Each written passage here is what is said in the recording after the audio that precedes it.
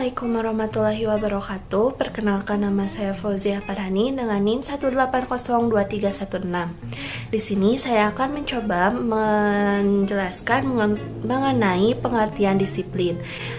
Menurut beberapa sumber, yang pertama yaitu menurut Kamus Besar Bahasa Indonesia, disiplin diartikan dengan tata tertib dan ketaatan atau kepatuhan terhadap peraturan atau tata tertib.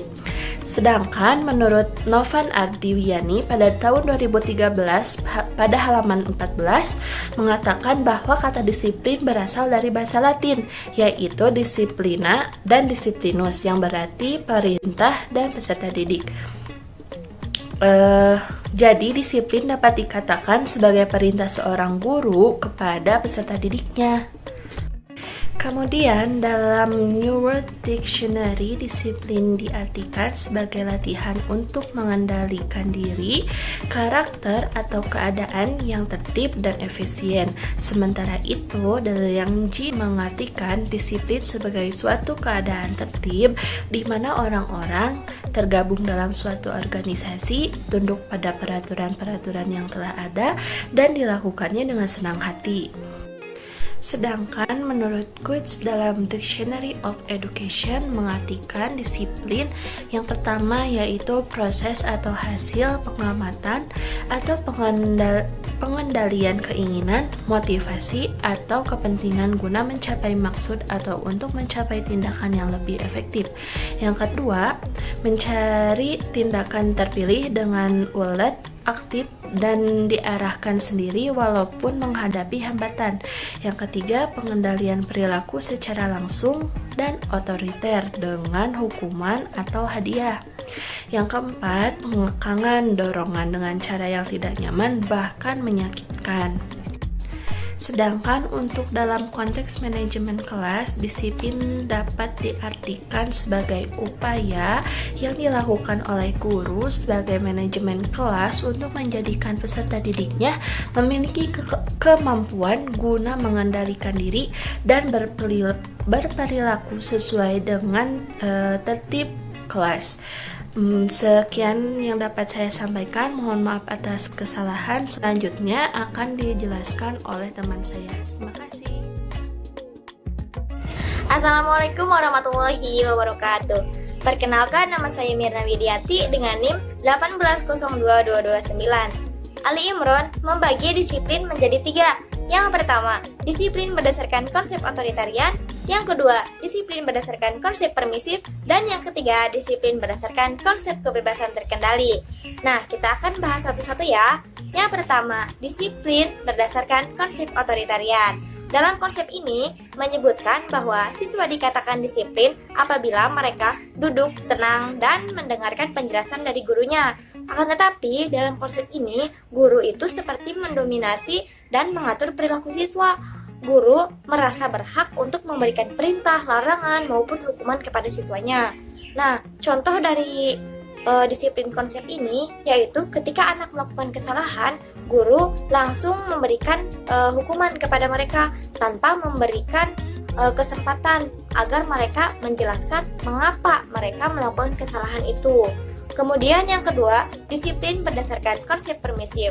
Nah, dalam konsep ini, siswa diberikan kebebasan seluas-luasnya di dalam kelas. Nah, akibat dari konsep ini, guru menjadi acuh tak acuh terhadap permasalahan yang dihadapi oleh siswa, khususnya masalah belajar. Dan guru juga kurang memperhatikan keadaan siswa ketika mereka melakukan pembelajaran di kelas. Apakah mereka sudah mengerti atau belum terhadap materi yang sedang dipelajari. Kemudian yang ketiga, disiplin berdasarkan konsep kebebasan terkendali atau konsep demokratis. Nah, dalam konsep ini, siswa diberikan kebebasan, akan tetapi diberikan batasan-batasan yang wajar. Dalam konsep ini juga, meskipun siswa diberikan kebebasan, akan tetapi selalu berada dalam pengawasan guru. Nah, contoh dari disiplin konsep demokratis ini yaitu guru dan siswa melakukan musyawarah untuk membuat suatu peraturan, untuk menetapkan suatu peraturan di dalam kelas. Seperti itu. Terima kasih. Wassalamualaikum warahmatullahi wabarakatuh. Assalamualaikum warahmatullahi wabarakatuh. Saya Iis Winati, NIM 1802182. Saya sebagai pemateri ketiga akan menjelaskan mengenai arti penting disiplin. Dalam membina kedisiplinan pada diri peserta didik di kelas, guru memiliki peran untuk mengarahkan apa yang baik, serta menjadi teladan, harus sabar, dan penuh pengertian. Guru harus mampu menumbuhkan kedisiplinan pada peserta didik, terutama disiplin diri. Fungsi utama disiplin adalah untuk mengajar mengendalikan diri dengan mudah, menghormati dan mematuhi otoritas. Dengan disiplin, peserta didik bersedia untuk tunduk dan mengikuti tata tertib kelas dan menjauhi berbagai larangan di dalam kelas. Setelah tata tertib kelas bisa dipatuhi oleh siswa, maka mereka akan mematuhi aturan-aturan umum lainnya. Mereka akan belajar mengembangkan kebiasaan dan mengendalikan diri. Disiplin itu penting sekali untuk diterapkan dalam diri peserta didik. Agar peserta didik dapat dengan mudah meresapkan pengertian dan pengetahuan sosial secara mendalam pada dirinya. Kemudian, mereka bisa mengerti dengan segera dan menjalankan apa yang menjadi kewajiban mereka dan menjauhi larangan-larangan. Mereka juga dapat dengan mudah membedakan perilaku yang baik dan perilaku yang buruk.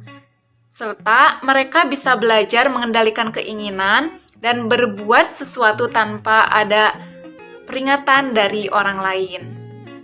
Mungkin cukup sekian yang dapat saya sampaikan. Terima kasih. Wassalamualaikum warahmatullahi wabarakatuh.